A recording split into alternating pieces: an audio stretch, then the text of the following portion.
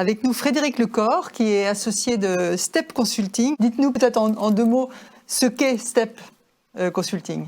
STEP Consulting est un cabinet de conseil en stratégie et amélioration de la performance qui a une quinzaine d'années d'existence avec un très fort ancrage dans le secteur aéronautique où nous intervenons pour des grands donneurs d'ordre et des sociétés de taille intermédiaire. Nous avons en particulier développé des méthodes en rupture pour accélérer des transformations en faisant levier sur les données en particulier de nos clients. Et pour ce faire, nous avons créé une structure dédiée qui s'appelle D3S, Data Science Strategic Services, qui permet de créer des gaps de performance très significatifs pour nos clients qui se traduisent dans leurs comptes. Alors, Thomas Courbe nous a parlé de ce que l'État met en place. Je ne vais pas vous demander, ou en tout cas pas d'emblée, si ce dispositif est bien dimensionné, mais je voudrais que vous nous fassiez vous-même un état des lieux précis pour évaluer un peu les impacts du Covid sur le secteur de l'aéro, les challenges qu'il va devoir affronter à moyen terme, et puis nous dire si la crise peut servir de catalyseur, comme le laissait entendre M. Courbe, de catalyseur pour accélérer la transition numérique et énergétique, car l'un ne va pas sans l'autre, dans le secteur. Donc pour ce faire, là, je propose de revenir un peu sur les chiffres déjà, les chiffres clés de l'aéronautique dans le monde en 2019. Donc l'aéronautique au sens large, si on inclut les aéroports, le transport aérien et les industriels, c'est un marché aujourd'hui qui génère un chiffre d'affaires de 1800 milliards de dollars dans le monde. Pour la partie industrielle, on peut voir à peu près 58% de cette industrie qui est sur des activités civiles et 42% sur les activités de défense, avec une très forte partie pour les Américains sur la partie défense, beaucoup plus forte qu'en France. C'est un secteur qui fait vivre et fait travailler plus de 11 millions de personnes, si on inclut l'ensemble des activités aéroportuaires, et qui sont aujourd'hui justement sensibles à la crise liée au Covid-19.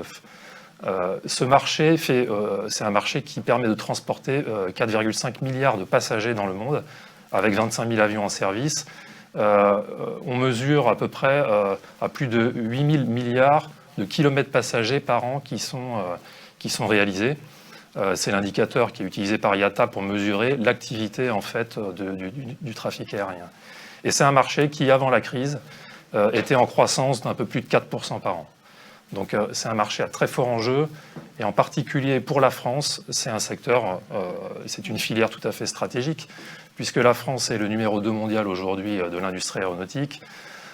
C'est un marché qui génère 74 milliards de chiffre d'affaires pour les entreprises, qui est le premier contributeur à la balance commerciale de la France, qui représente 3% du PIB, et qui fait vivre, encore une fois, 300 000 emplois en France. Donc c'est un secteur stratégique.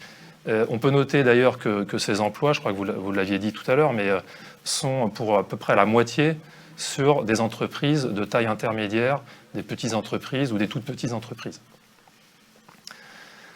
Alors, quel a été l'impact de la crise ? Il a été immédiat et d'une brutalité inégalée, puisque dès le mois d'avril, en fait, le trafic aérien mondial a baissé de 68% dans le monde et de 92% en France.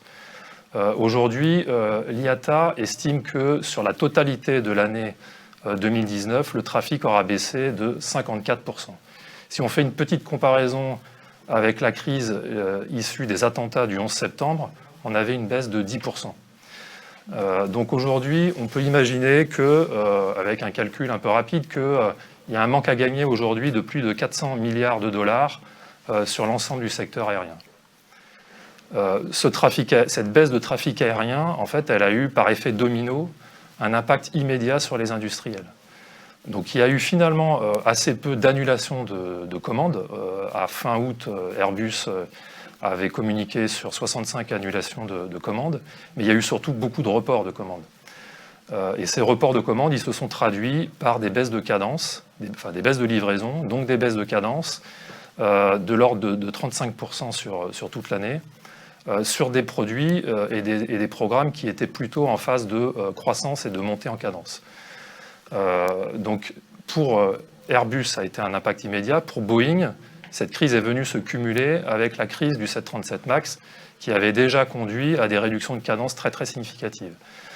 On peut estimer que le manque à gagner aujourd'hui pour l'industrie aéronautique civile est de l'ordre de 140 milliards de dollars en 2020.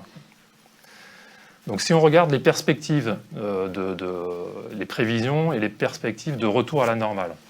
Alors aujourd'hui, on peut difficilement se projeter parce qu'il y a encore énormément de facteurs d'incertitude sur le trafic aérien, en particulier la date de mise à disposition d'un vaccin. Donc on annonce maintenant une mise à disposition du vaccin autour de l'été prochain.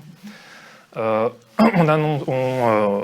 ne peut pas estimer quelles seront l'évolution du comportement des passagers, quelles vont être les différentes politiques des pays en termes de réouverture des frontières. Donc l'ensemble de ces facteurs rendent très incertains finalement les prévisions de retour à la normale du marché et du secteur aérien. En fait, l'IATA aujourd'hui qui communique sur ces prévisions ne prévoit pas un retour de trafic équivalent à celui de 2019 avant 2024. Au-delà de 2024, on peut imaginer que le trafic pourrait revenir avec une croissance de l'ordre de 4%. Ça reste hypothétique si on prend en compte les facteurs d'incertitude qu'on a mentionnés. De même, par effet domino, il y a un certain nombre d'estimations qu'on peut faire sur le retour des industriels sur le marché. Mais il y a encore beaucoup d'incertitudes, en particulier chez Boeing, sur la certification du 737 MAX, qui est annoncé maintenant d'ici la fin de l'année. Et puis le gros facteur d'incertitude, ça va être la capacité, au-delà des ventes d'avions qui devraient reprendre progressivement dans les 4 prochaines années, ça va être la capacité de la supply chain du secteur aéronautique à revenir dans une période de croissance. Aujourd'hui, une des grosses difficultés des avionneurs, c'est de tirer la supply chain pour faire supporter ce qu'on appelle le ramp-up, qui est la montée en cadence des plans de production. Donc sur la période 2020-2024, l'impact pourrait être supérieur à 180 milliards de dollars pour Airbus et Boeing.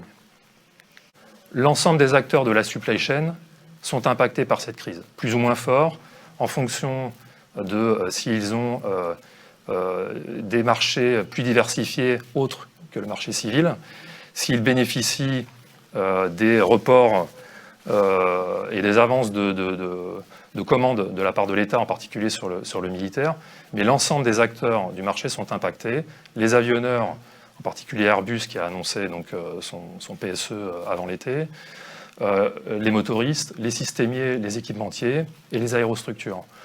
On peut noter que les sous-traitants de rang 2 et rang 3 sont particulièrement fragilisés en fait, par cette crise. Pourquoi ils sont fragilisés ?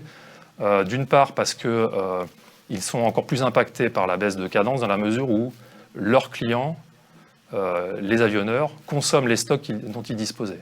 Donc ils ont des baisses de cadence encore plus importantes chez eux. La deuxième raison, c'est qu'ils sont spécialisés. Donc ils ont moins de leviers de diversification.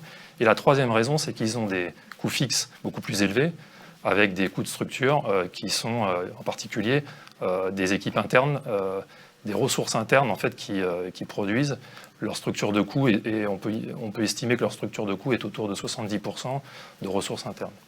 Donc c'est des coûts fixes. La dernière raison pour laquelle aujourd'hui ils sont particulièrement fragilisés, c'est que ces dernières années, le secteur aéronautique était en forte croissance et ils se sont endettés pour supporter cette croissance. Donc ils ont investi pour gagner les marchés, ils ont investi pour répondre aux besoins d'augmentation de cadence. Et aujourd'hui, ils ont un niveau d'endettement élevé, avec une baisse d'activité de l'ordre de 30 à 40%. Et puis les avionneurs les ont aussi poussés à se spécialiser, à ne pas se diversifier en fait, pour réussir à monter en cadence. Ils les ont un peu poussés au crime. Ils les ont poussés à se professionnaliser pour gagner en performance surtout. Voilà. Alors, je ne vais pas revenir sur le plan de relance qui a été présenté, mais c'est vrai que c'est un plan très significatif de 15 milliards pour l'industrie aéronautique, qui est complété par le plan France Relance sur lequel le secteur bénéficiera également, en particulier sur le développement de la filière hydrogène. Il y a un point important pour revenir sur les sociétés de taille intermédiaire, les PME et les petites entreprises. C'est le fonds d'investissement qui a été créé justement pour les supporter. Les supporter dans une logique d'aide et dans une logique aussi de consolidation. Alors finalement, comment maintenir la compétitivité de la France? On peut identifier 3 axes qui doivent être sécurisés rapidement pour préparer la reprise et maintenir la France en position de leader du secteur aéronautique. Donc le premier axe, c'est de restructurer, parce qu'aujourd'hui, même si il y a des aides de l'État, il est impossible de maintenir un niveau de ressources trop supérieur aux besoins, ressources au sens large, trop supérieur aux besoins pendant 4-5 ans. Donc il va falloir maintenir la compétitivité en adaptant bien sûr les ressources, en réduisant les coûts fixes, en priorisant les dépenses, peut-être en réinternalisant un certain nombre d'activités qui étaient faites en sous-traitance dans d'autres pays, et en améliorant en général l'efficacité. Le deuxième axe, c'est de consolider, parce que le niveau d'endettement aujourd'hui de certaines ETI et PME en particulier dans le secteur des aérostructures est incompatible avec une baisse de charge durable de 30 à 40% sur la période. Donc il faut organiser cette consolidation en trouvant des synergies et en maintenant l'emploi et en maintenant le centre de compétences qui est très fort en France sur les aérostructures pour s'assurer qu'il ne fuite pas en dehors de la France, quoi. Le troisième axe, c'est d'innover. Les ressources et les compétences engineering sont très importantes en France. Donc il faut profiter finalement de cette crise pour anticiper un certain nombre de projets et de ruptures technologiques qui étaient dans les cartons. Et c'est un moyen aussi de répondre à la pression écologique qui aujourd'hui est très forte, la pression économique, qui pourrait à terme déstabiliser également le marché. Donc les axes de recherche, il y a la transition énergétique, il y a la mobilité urbaine, il y a la continuité digitale, il y a la cybersécurité. Il va falloir par exemple organiser les filières industrielles pour les nouveaux modes de propulsion. Et il va falloir aussi soutenir et s'appuyer sur l'innovation qui peut venir des startups. Alors, justement, quelles sont les solutions énergétiques qui sont étudiées aujourd'hui par les avionneurs? Alors aujourd'hui, quand on dresse un peu le panorama des possibilités en termes de transition énergétique, déjà pour mémoire, le secteur aérien est responsable de l'ordre de 2,6% des émissions de CO2 dans le monde.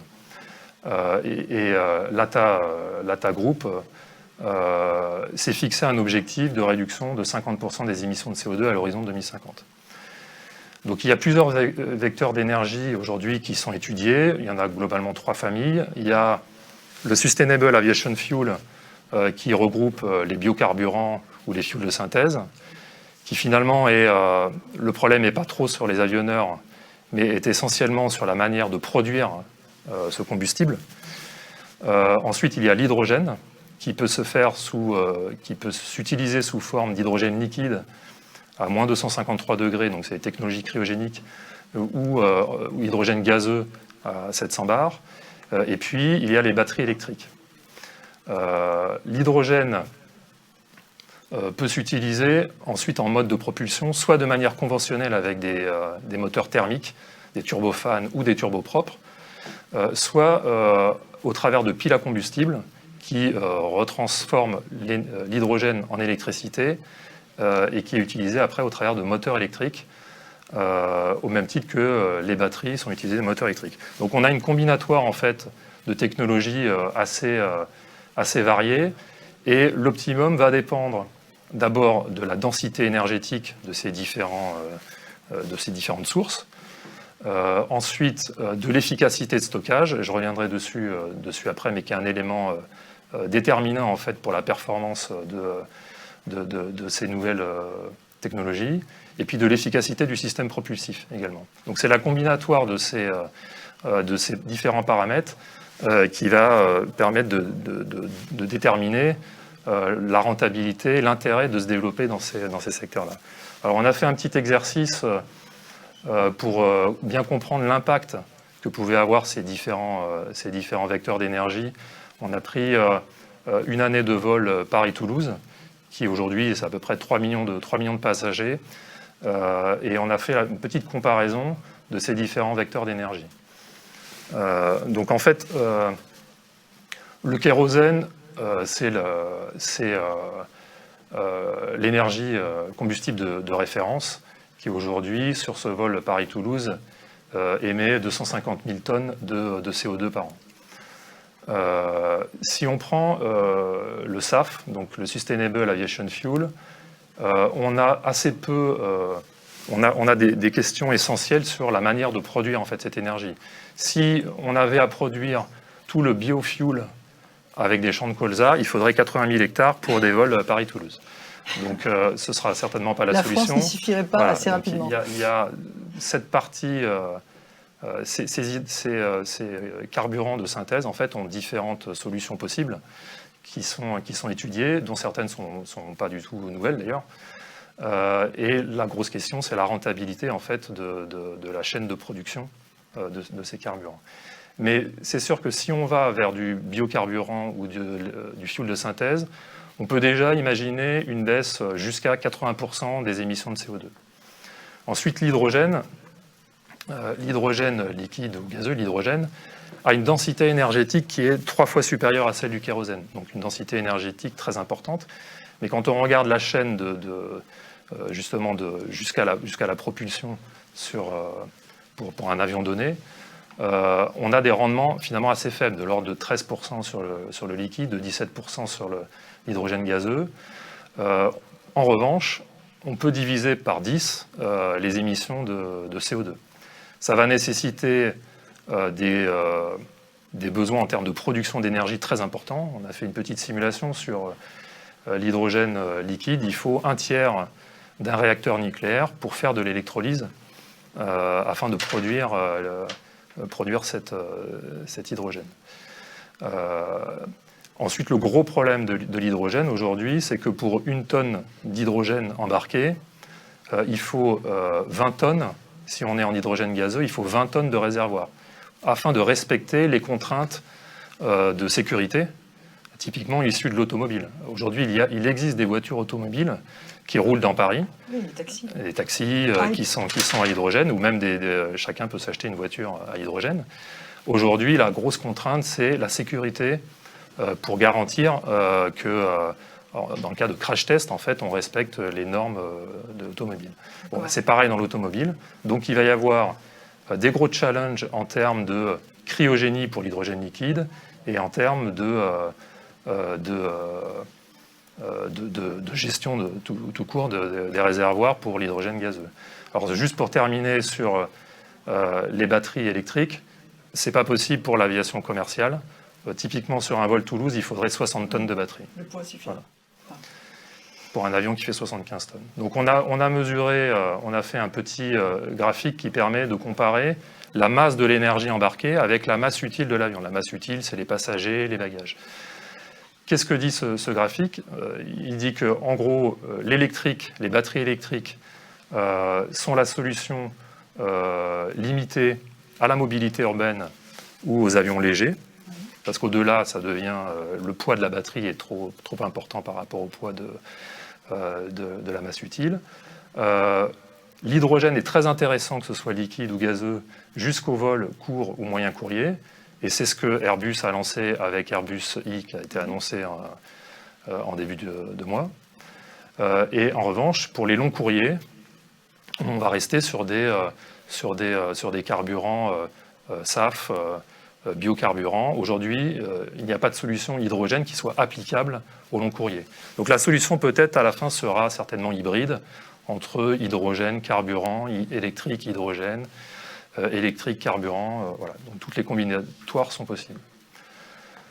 Donc je ne vais pas revenir sur les atouts de l'hydrogène puisqu'on en a parlé, mais par contre il va y avoir des défis très importants pour les industriels. Il va y avoir d'abord des défis technologiques. Positionner, développer des réservoirs cryogéniques dans des avions qui transportent 200 passagers ou des réservoirs à gaz sous pression en 700 bars. Il va y avoir des changements très forts d'aérostructure. Vous savez qu'aujourd'hui, le kérosène est principalement positionné dans les ailes des avions, donc on ne mettra pas l'hydrogène dans les ailes, donc il faut repenser les architectures des avions. Les systèmes de gestion de l'énergie, en particulier une prise en compte de la thermique beaucoup plus forte. Donc il va y avoir des challenges technologiques pour les industriels très importants. Mais il va aussi y avoir des challenges importants pour le développement des infrastructures. S'il faut 30% d'une centrale nucléaire pour un vol Paris-Toulouse, vous pouvez imaginer le besoin en énergie de production d'hydrogène qu'il va falloir sur l'ensemble du territoire ou voire dans le monde entier. Il va falloir également définir une nouvelle base de certification, parce que l'hydrogène a une image assez négative en termes d'inflammabilité. En fait, il y a des solutions qui existent pour contenir, mais il va falloir repenser et redéfinir en tout cas tous les schémas de certification des avions. Et puis il va bien entendu y avoir des challenges économiques, parce que l'hydrogène ça coûte un petit peu plus cher. Donc il va falloir voir l'impact pour les compagnies aériennes, repenser leur business model et certainement avoir des produits qui sont beaucoup plus ciblés par segment de marché que des produits très polyvalents comme on a aujourd'hui. Alors on a regardé également, juste rapidement, les startups qui aujourd'hui travaillent sur ces différentes technologies, parce que vous savez que les startups ont un rôle clé en fait, parce qu'elles ont une capacité à prendre des risques dans les nouvelles technologies. Voilà, l'innovation, elle joue un rôle très important dans l'innovation. Donc aujourd'hui, la majorité des startups sont sur la mobilité urbaine électrique. On a quelques startups qui commencent à se développer dans l'hydrogène sur l'aviation légère. On peut imaginer d'ores et déjà que dans les années à venir, il va y en avoir beaucoup plus. Avec l'impulsion qui a été donnée en fait, par l'État sur les aides pour l'hydrogène en général et l'impulsion qui a été donnée par Airbus, les startups vont certainement se développer fortement dans ces domaines. Et aujourd'hui, c'est vrai que 50% des projets de start-up sont plutôt sur la mobilité urbaine. Alors après, si on regarde le paysage des start-up dans le monde par rapport à la France, il y a un certain nombre de start-up qui sont très intéressantes en France, mais on voit quand même qu'on a un déséquilibre en termes de levée de fonds qui est très important, quoi. Donc ce qu'il ne faudrait pas, c'est que la France, finalement, ou l'Europe, se fasse dépasser par une rupture technologique qui viendrait de l'étranger. Donc il y a un vrai sujet. Les levées de fonds sont sans commune mesure. Donc il y a un vrai sujet aujourd'hui qui est d'accompagner, d'aider les startups dans leur développement, en particulier sur les levées de fonds initiales, et puis sur les levées de fonds série A, série B, en vue de les accompagner pour créer des produits vraiment innovants. C'est un peu un cri d'alarme que vous poussez. C'est pas un cri d'alarme, mais c'est effectivement une alerte sur le thème qu'il ne faut pas négliger les startups dans le plan de relance, en fait. Il y a eu beaucoup d'aides pour les grandes entreprises, beaucoup d'aides sur les PME, les ETI, c'est très très bien. Et il faut aussi réfléchir à comment la France et l'Europe peut profiter finalement de l'innovation qui est générée dans ces startups et en faire un vrai atout pour l'avenir du secteur aéronautique. Un mot de conclusion ? Alors, en conclusion, on peut effectivement dire que la conjonction des crises sanitaires, écologiques, économiques sont un vrai risque aujourd'hui pour l'aéronautique française qui pourrait fragiliser les entreprises. Donc il y a des changements forts et en rupture qui vont être nécessaires. On a parlé de restructuration, de consolidation, d'innovation. Inversement, on sait que la France dispose d'atouts majeurs en fait, pour relever ces défis. D'abord, elle a une position de force aujourd'hui par rapport à Boeing qui, tristement, souffre énormément de la crise du 737 MAX. Il y a des expertises uniques pour développer aujourd'hui et certifier un avion commercial. Il n'y a que Airbus aujourd'hui qui est capable de le faire dans le monde avec Boeing. Il y a des compétences disponibles de toutes parts sur toutes les technologies qu'on souhaite développer. Et il y a une mobilisation aujourd'hui des pouvoirs publics. Donc tous les ingrédients, je pense, sont réunis pour que finalement cette crise soit aussi une manière de se remettre en cause et de transformer, un catalyseur pour transformer durablement l'industrie aéronautique. Voilà. Donc les grands donneurs d'ordre, ils doivent organiser cette transformation majeure avec l'ensemble du secteur, l'ensemble de l'écosystème, et y compris les startups. Très bien. Bah écoutez, au moins vous finissez sur une note d'espoir. Merci beaucoup, Monsieur Lecor, pour ce tour d'horizon très très complet. Merci. Et nous nous retrouvons pour la séquence suivante dans 5 minutes.